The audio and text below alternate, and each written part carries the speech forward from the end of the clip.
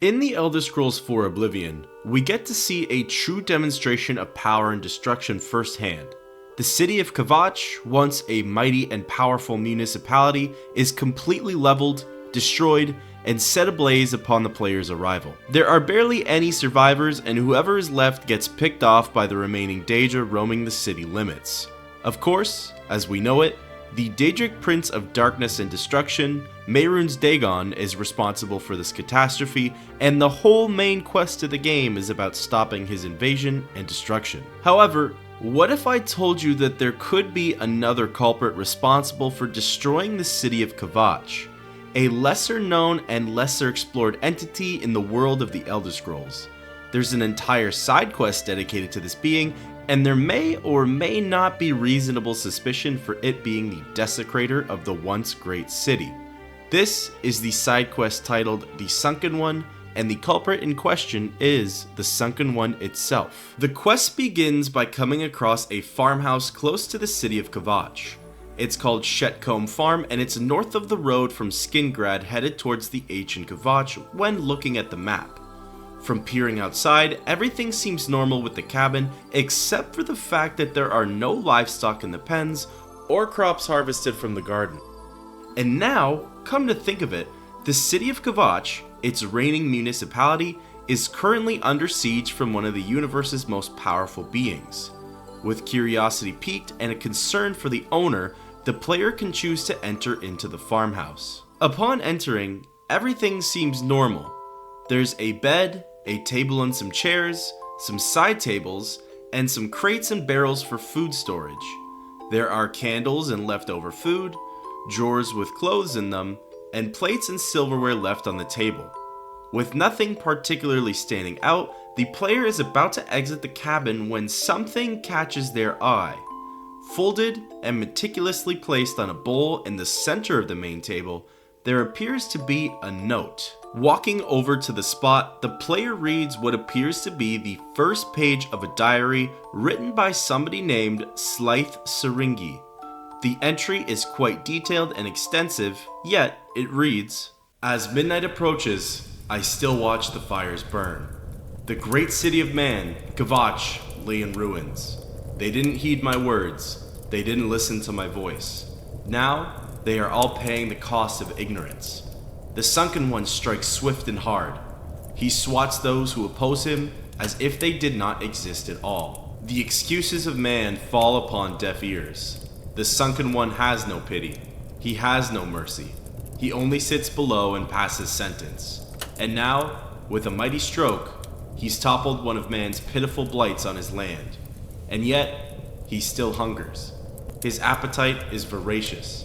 Kvatch will not be the last city to fall by his hand. The world of man grows more and more corrupt, and it angers him.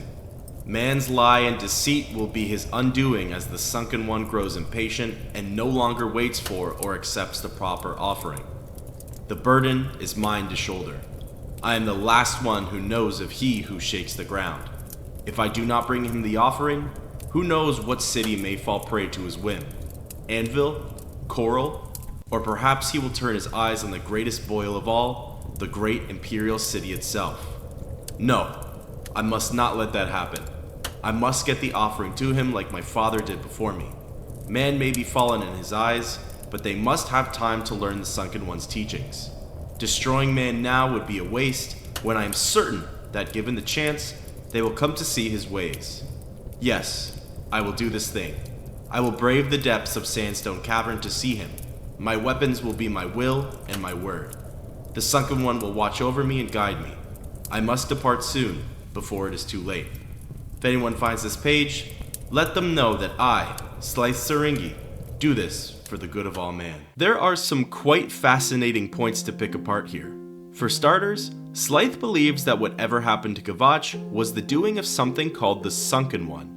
Slythe tried to warn the citizens that the Sunken One needed worship and praise, as without it, this being would invoke its wrath. He also claims that he is the last worshipper of the Sunken One, and that there were others before him, like his father. He's worried that with man's ignorance and arrogance, the Sunken One will continue to level the other major cities. He knows where this entity presides, and is marched straight there with an offering for it. Fearing for Slythe's safety, the player makes haste for Sandstone Cavern, which is where the diary entry said he was going. The cavern is located north of Kvatch and is presented by an old wooden door at the entrance. The player might be greeted by unfriendly creatures, which you'll have to battle and kill.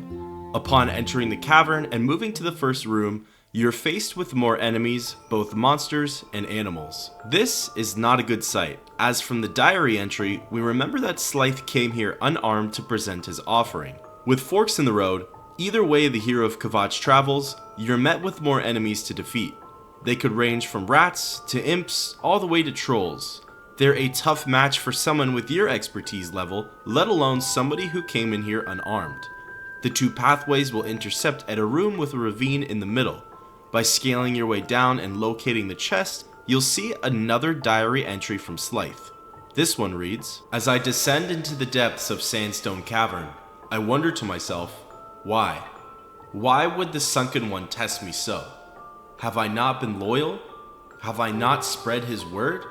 Have I not obeyed his laws? The journey has been cruel and unfair. I've nearly met my end more than once. I don't know if I can make it to his home. But no, I cannot think this way. I must get there. I must see him. If I do not, then the world of man is doomed. I dare not tarry longer, as I do not wish to suffer his wrath. I must get the offering to him." From this entry, it's clear that this was more than Slyth Syringi bargained for, and that the journey has almost gotten him killed more than once. He's able to avoid slaughter from the creatures in this cavern, but just barely. He proceeded onward to give his offering to the Sunken One. With even more concern and fear for Slyth's safety, the player trudges along the nearby doorway that leads to the next entrance titled Sandstone Big Rooms. Upon arrival, the first room you see actually has some signs of life. There's a lit bonfire and a chest with some valuables in it. With some glimmer of hope that Slyth is still alive, the player presses on deeper into the caverns, fighting and slaying more savage and brutal creatures in the darkness. Eventually, stumbling upon another area with a ravine in the middle, we can see something at the bottom. Fearing what it might be, you jump down only to make a grave discovery.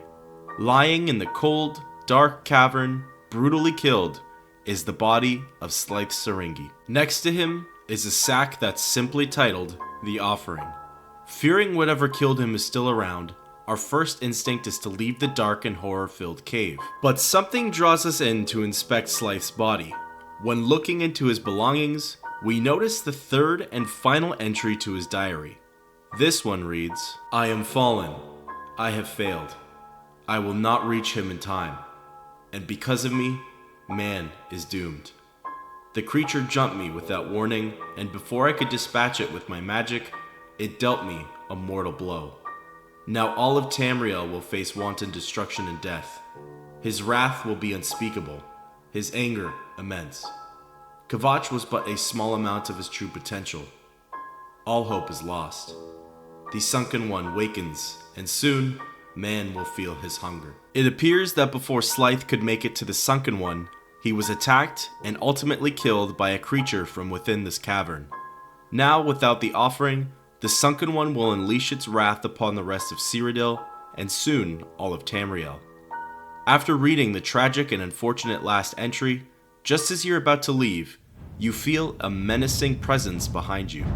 By turning around, you see a powerful, mighty Storm Atronach facing you down, and what's even worse is you discover that this entity is who Slyth called the Sunken One. By battling and fighting for your life, you're able to defeat this being whom Slyth thought so mighty and godlike. What's more sinister is the heart in your character after you can choose to take the offering bag for yourself that Slyth had brought all this way and died for.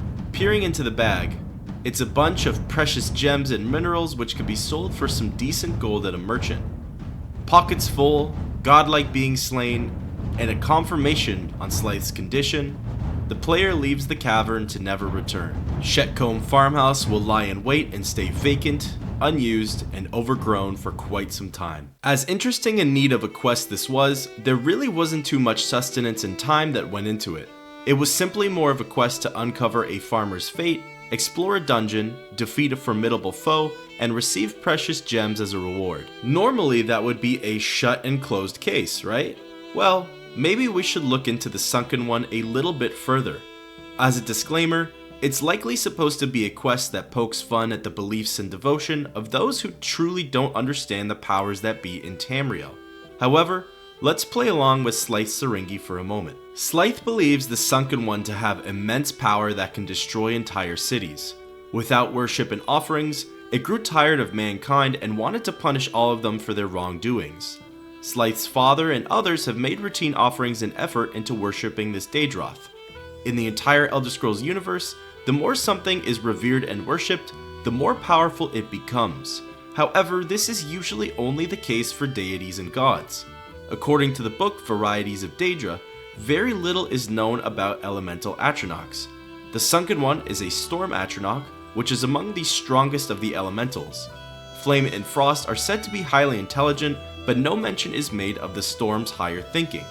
A storm Atronach's native land is called Levenance. Levenance is a pocket realm of Oblivion, which means that it wasn't created by a Daedric prince, but rather it's the collective creation of the Daedra, which in this case are the storm Atronachs. Many mages and conjurers know of the realm due to their studies and applications of conjuration magic. The storms don't pledge any allegiance to a Daedric prince and are largely independent. However, in the Third Era, during Mehrunes Dagon's conquest for the Battlespire, it's said that the realms of the Flame and Frost Atronachs came under the rule of Mehrunes Dagon, ultimately enlisting them in his service. It's not directly mentioned if the same is true for Storm Atronachs, however, given we see them in Mehrunes Dagon's realm of Oblivion, they likely are under his command. With all of this information, there are three possible theories as to what the Sunken One could be. The first theory is that the Sunken One could be a conjuration from a powerful mage. This mage has found a way to trick Slyth Sarengi, his father, and multiple others into worshipping a storm Atronach, and in turn, the mage would receive gifts and precious gems. A storm Atronach is certainly a big and frightening being to cross paths with, and could easily be identified as a godlike being to those who are unfamiliar with its true nature. The flaw with this theory is that there isn't a mage present in the cave when the hero of Kvatch goes inside, and unless they're hiding, they likely don't exist. Okay then, let's explore theory number 2. The storm Atronachs are said to be independent and for the most part answer to no one. They can cross between planes and end up in the wilds of Tamriel. They are also potentially highly intelligent beings that have a higher level of thinking. Perhaps this Atronach wandered into this cave, came across Slyth's father or those who came before him, and watched them tremble in fear. A few seconds away from being mauled by this entity, these scared people offered gifts of precious gems and riches, as well as began worshipping it. Knowing it would benefit more from keeping these poor individuals alive than killing them then and there, it was able to make a deal with them that they would continue to worship, give offerings, and convert more people to become worshippers in exchange for not only their lives, but allowing the cities to still stand whole. As discussed prior, the more praise and worship something receives in the universe, the stronger it becomes. Even though this is mostly the case for gods, perhaps it's not so far-fetched as to thinking the same could happen with the Daedra. Of course, destroying whole cities seems far from the capabilities of a simple storm Atronach, and furthermore, what would a storm Atronach want with praise, worship, and precious gems? They might be highly intelligent, but there isn't much gain from threatening innocent citizens for some valuable items. The final theory I'd like to explore is that this storm Atronach is actually an agent of Mehrunes Dagon. As we talked about, the elementals are largely independent, but Mehrunes Dagon began taking over their realms and enlisting them in his rankings. It's unclear if this happened with the storms, but more than likely it did, given we fight them in Dagon's realm of Oblivion. What if it's no coincidence that in a cavern nearby the first city to get sacked and lie under siege, the Sunken One dwells? What if Mehrunes Dagon sent a storm Atronach to a nearby outpost to lie in wait, years before he makes his conquest on Tamriel? Perhaps with the offerings and worship by the naive folk in the area, they were actually transferring more power to the Daedric prince himself. If the Sunken One was under the command of Dagon, which in turn was revered and praised by a handful of people over the course of many years, It's unlikely, but maybe not an impossibility, that it would strengthen the Daedric Lord. Furthermore, maybe it helped establish a connection to Tamriel, along with the extinguishing dragonfires, which led him to invade what would have been the closest city to the Sunken One's location, Kvatch.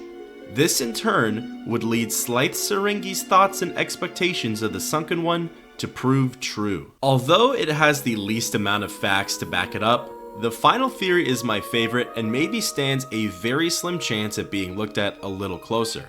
But these were mostly just fun little ideas to make further sense of a quest that had a pretty conclusive ending. At the end of the day, it was Mehrunes Dagon who destroyed the city of Kvatch, and we may never know the true story and power that lies behind whom they call the Sunken One.